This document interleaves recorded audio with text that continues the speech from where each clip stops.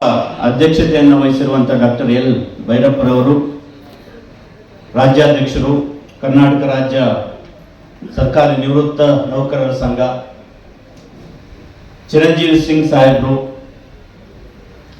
Retired additional chief secretary ಆಗಿದ್ದವರು, ಮತ್ತು ಸನ್ಮಾನ್ಯ doctor Abdul Khader ಅವರು, ಶ್ರೀ ಬೆಟ್ಟೇಗೌಡರು, ಸಿದ್ದರಾಜು ಎಲ್ಲರೂ, ಮತ್ತು ಈ ಕಾರ್ಯಕ್ರಮದ ಕೇಂದ್ರ ಬಿಂದು ಗೌರವಾನ್ವಿತ ಎಲ್ಲ ನಿವೃತ್ತ ನೌಕರ ಬಂಧುಗಳೇ, ತಾವೆಲ್ಲ ತಮ್ಮ ಅಮೂಲ್ಯ ಸೇವೆಯನ್ನ ಸಮಾಜಕ್ಕೆ ಮತ್ತು ದೇಶಕ್ಕೆ ನೀಡಿದ್ದೀರಿ. ಸರ್ಕಾರಿ ಹುದ್ದೆಯ ಗೌರವವನ್ನು ಹೆಚ್ಚಿಸುವಲ್ಲಿ ನಿಮ್ಮ ಪಾತ್ರ ಬಹಳ ಮುಖ್ಯವಾದದ್ದಾಗಿದೆ.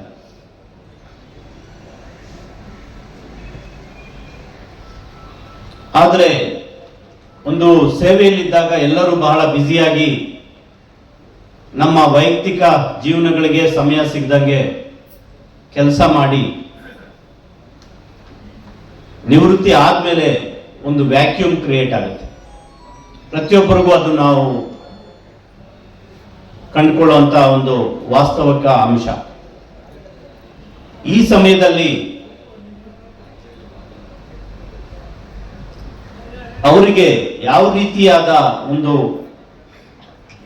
ಕೌಶಲ್ಯ ಬರುತ್ತಾ ಮತ್ತು ಒಂದು ಫಂಕ್ಷನಲ್ ಆಕ್ಟಿವಿಟಿಯನ್ನ ಮಾಡಿ ಅವರ ಒಂದು ಮೀನಿಂಗ್ಫುಲ್ ಲೈಫ್ನ ರಿಟೈರ್ ಆದ್ಮೇಲೆ ನಡೆಸೋದಕ್ಕೆ ಏನೇನು ಮಾಡಬೇಕು ಅನ್ನೋದು ಮತ್ತು ಅವರಿಗೆ ಯಾವ ರೀತಿ ಸೌಕರ್ಯಗಳನ್ನು ನೀಡಬೇಕು ಅನ್ನೋದು ಮೂಲ ಉದ್ದೇಶ ನಮ್ಮ ಇಲಾಖೆದ್ದಾಗಿದೆ.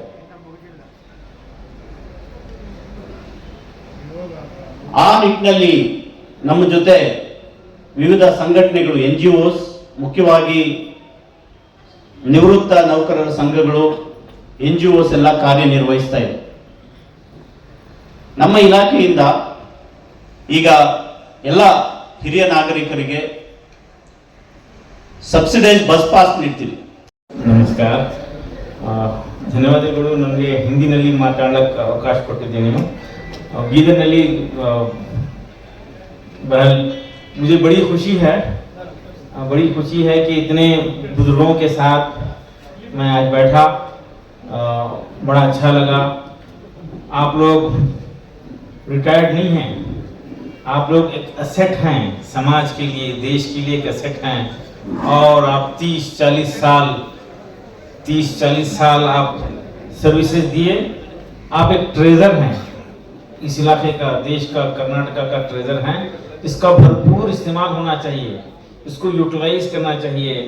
और आपको जो रिस्पेक्ट आज मिल रहा है वो आपको नहीं, बल्कि आपकी जो सर्विसेज हुए हैं, आप जो सेवा किए हैं, समाज की, देश की सेवा किए हैं, ह्यूमैनिटी की सेवा किए हैं, उसको मैं सलाम करता हूं। और इसके लिए आप लोग बहुत ही रिस्पेक्टफुल हैं हमारे लिए। सम्मान समारंभ ನಡೆಯಲಿದೆ. ಸಮಾರಂಭವನ್ನು ಭಾಗವಹಿಸಬೇಕಾಗಿ ನಾನು ಅವರಲ್ಲಿ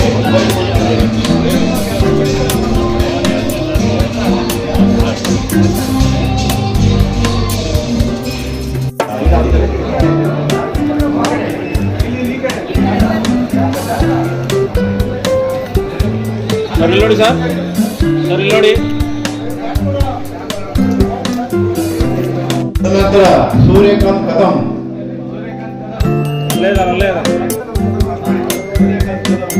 ಸರ್ ಸ್ವಲ್ಪ ಸೈಡ್ಗೆ, ಸ್ವಲ್ಪ ಹಿಂದೆ ಬರಬೇಕು ಸರ್.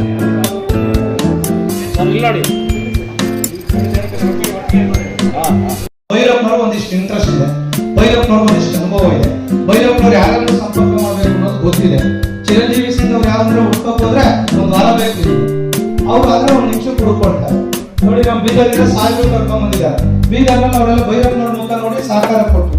ಇವರೆಲ್ಲರೂ ಕೂಡ ಗಣ್ಯರಲ್ಲಿ ಕೂತ್ಕೊಂಡಿದ್ದಾರೆ. ಹಾಗಾಗಿ ಯಾರ್ಯಾರ ಅವಕಾಶ ಇದೆ ಅವ್ರ ಅವಕಾಶವನ್ನು ಕೊಡಿ, ಅವ್ರ ಮೂಲಕ ನಾವೆಲ್ಲ ಕೂಡ ಕೆಲಸ ಮಾಡಿಸ್ಕೊಳ್ಳುವಂಥದ್ದು ಮಾಡಿದ್ರೆ ಬಹುಶಃ ಭೈರಪ್ಪನವ್ರು ಏನಾದ್ರು ಸಿದ್ದರಾಮಯ್ಯ ಹೋದ್ರೆ ಏನಯ್ಯ ಭೈರಪ್ಪ ಎಷ್ಟೊತ್ತಿಗೆ ಬಂದ ಏನ್ ಸಮಾಚಾರ ಅಂತ ಕೇಳ್ತಾರೆ.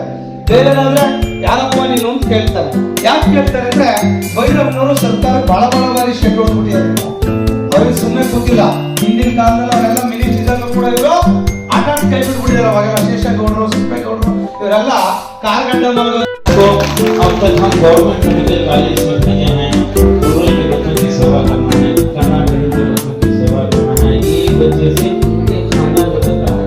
आप सब लोग कीजिए अपने मित्रों के लिए, आपका जानने पहचान वाला है, यहाँ के 4 फ्रेंड से पैसा लीजिए सब।